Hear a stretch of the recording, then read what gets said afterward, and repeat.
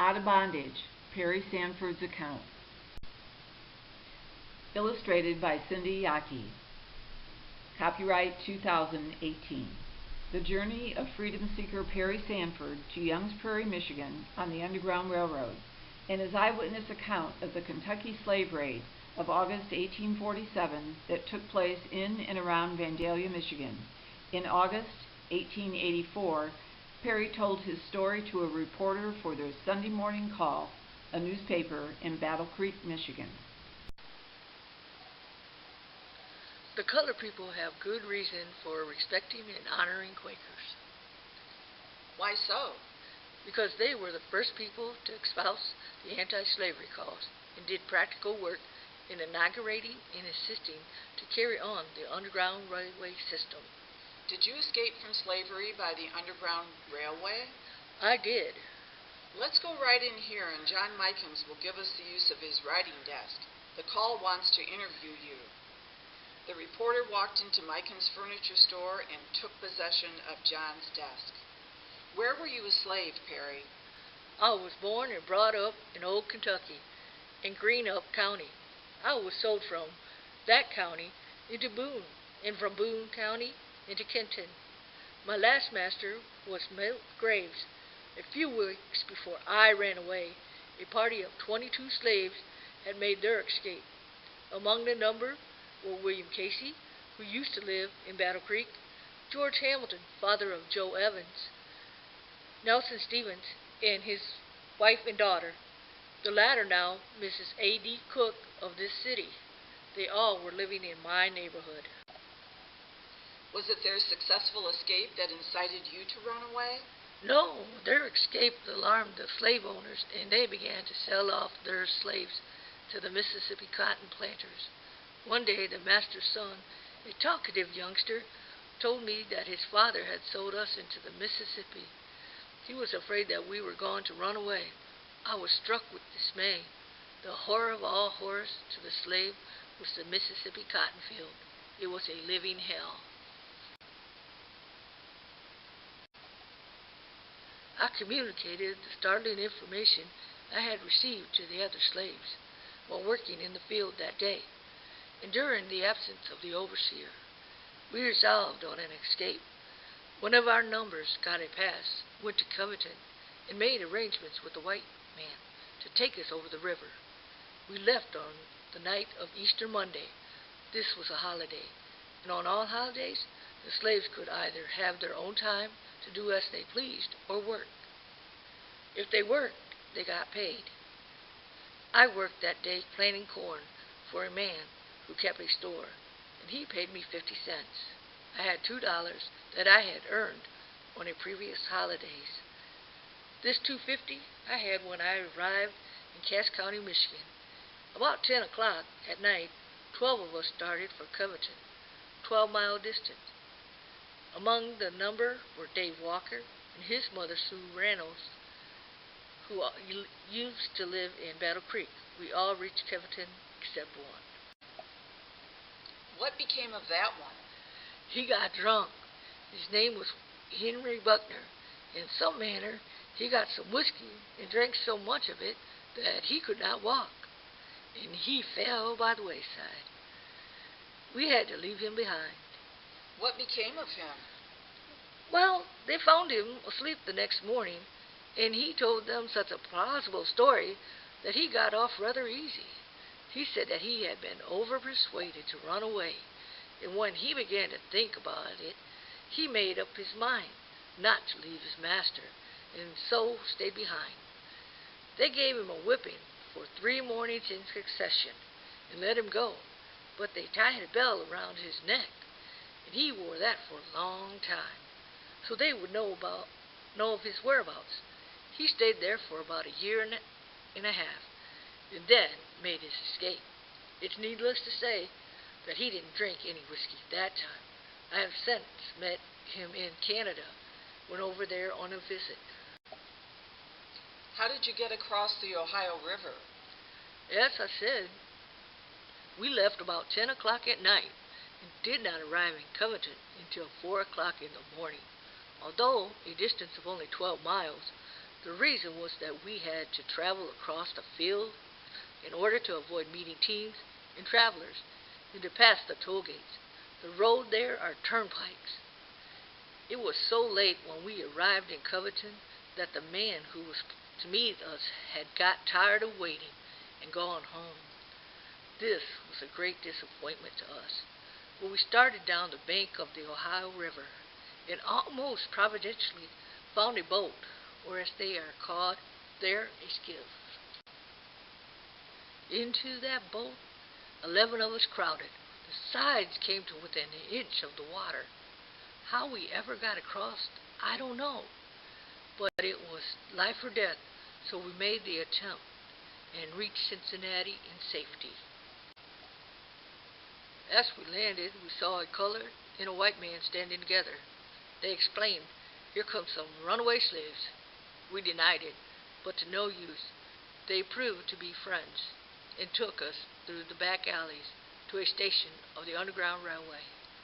We were distributed around and secreted in cellars of business blocks, about 2 in a place. We were secreted in this manner for a week. How did you get out of Cincinnati? By the Underground Railway.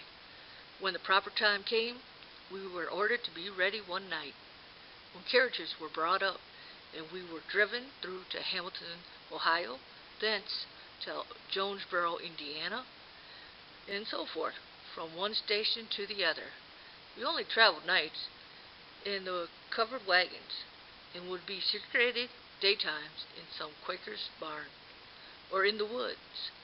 Some places we would stay over a night, and another several days. We were 1 month in reaching Cass County. You see, everything had to be done with great caution, as the slave owners were very often close on the track of the fugitives. At a Quaker store in Newport, we were all supplied with clothing. I suppose you were in constant fear of capture. Yes, but we had no trouble except at one town, which I have forgotten the name of. As I said before, we were always taken in covered wagons in the nighttime from station to station and had a guide with us. At this place we were sent out on foot all alone, with instructions on how to reach the next station, and were given a route so as to avoid the town. We got on the wrong road and went right into town. Of course, everybody knew that we were runaway slaves and made remarks about us as we passed along the street, but no one offered to molest us. When we got out of town, we met 2 slave owners on horseback, who were evidently returning from an unsuccessful hunt after runaways. We had arranged it that a certain person was to be the spokesman for the crowd, and all the rest of us were to keep silent, so we would not contradict ourselves. We each had a heavy club and some old pocket knives, and all had resolved to die rather than be captured. These slave dealers were strangers to us and from another part of the state. They halted us and inquired where we were going. Our spokesman responded, "To Turkey Prairie." They replied, "Yes, you are runaway niggers. Where is your pass?" The spokesman replied, holding up his big club, "Here's our pass, and it will make your eyes sore to read it."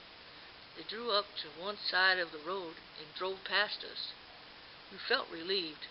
They halted after they had passed and turned around, and we were afraid that they were going to shoot at us, but they finally rode off. We inquired of 2 young men who were working in a field where John Sugar lived, said we were going to work for him.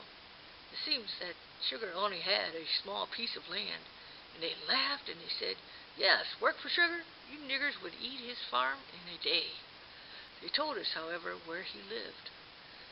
When we arrived at his house, we informed him of what had happened, and he secreted the women in the cellar and hid us men in the woods. When the right time came, we were again hustled off in the night in wagons. This was only one of the many incidents that happened when the slaves were going through on the Underground Railway. It was a constant apprehension of danger and a constant excitement.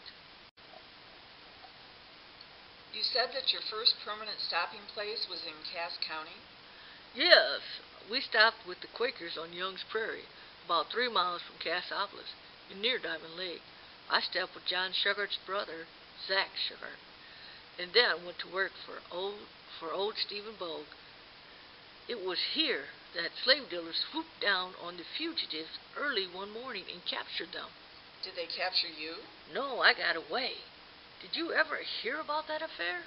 No, I never did. This was one of the most exciting anti-slavery events that ever happened in Michigan. They came down in a body and captured nearly all the slaves in that section. You see, the slave owners knew this Quaker settlement, and they knew it was headquarters for escaped slaves. They brought tobacco wagons with them, in which to carry back the fugitives. Did you ever see a tobacco wagon? No, I never did. They are a very heavy, cumbersome wagon, an odd-looking affair. They have a deep box, which curves up at both ends like a slave runner, and are hauled by 6 horses. How did you make your escape? I and Ruth Stevens were living with Joe Sanford and family, which consisted of his wife and little daughter. It was in one of Stephen Bogue's log cabins. Rube and I slept in a garret. About 4 o'clock there came a knock at the door. Sanford inquired, "Who's there?" A friend, came the reply. We all recognized it was the voice of Jack Graves, the master of Sanford, and the brother of my master. He said, "Open the door, Joe." But Joe did not open the door. He commenced to yell murder in order to arouse Stephen Bogue. The slave master then smashed in the window and thrust a double-barrel shotgun in. We all kept heavy hickory clubs in the cabin, and Sanford grabbed his club and struck at them through the window. They thought it was a gun and ran, leaving their shotgun in the window. We were so frightened that we never grabbed that gun, but left it there for them to recover, as they soon returned. Sanford attempted to run, but was captured, as was also his wife and daughter. Rube Stevens ran out and succeeded in escaping. Our cabin roof was what is known as a shake roof. I pushed aside the shakes, crawled out, and then jumped to the ground. If you ever saw Lively running, I did it then. I reached the cornfield and got away from them. I alarmed Stephen Bogue, and he mounted his horse and ran him to Cassopolis to alarm the people there. Mrs. Bogue secreted me upstairs in their house.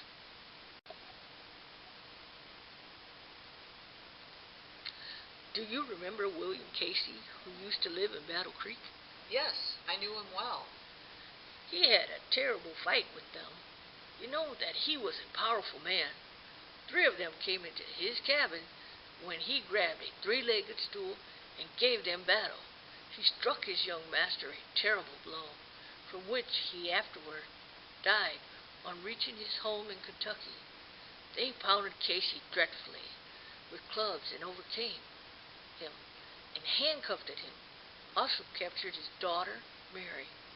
Mrs. Casey escaped to the cornfield, where one of her young masters attacked her, but she was too much for him and gave him a dreadful licking and escaped.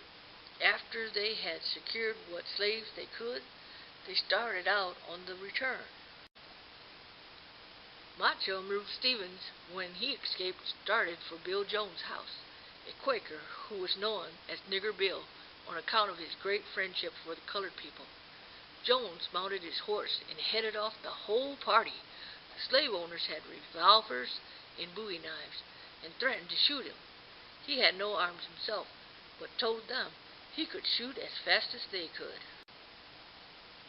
He parleyed with them until a party of 40 men came up from Cassopolis under the command of that good old Quaker Stephen Bogue, who had got out the papers for their arrest for destroying his property and breaking into his houses.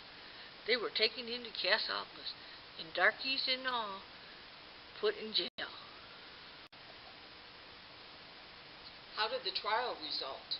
I have forgotten, but the slave owners finally went home in an awful disgust and mad crowd. They didn't take their old tobacco wagons back with them. Every morning a wheel would be missing from those old tobacco wagons until everyone had disappeared. Those wheels are now resting peacefully in the bottom of a lake.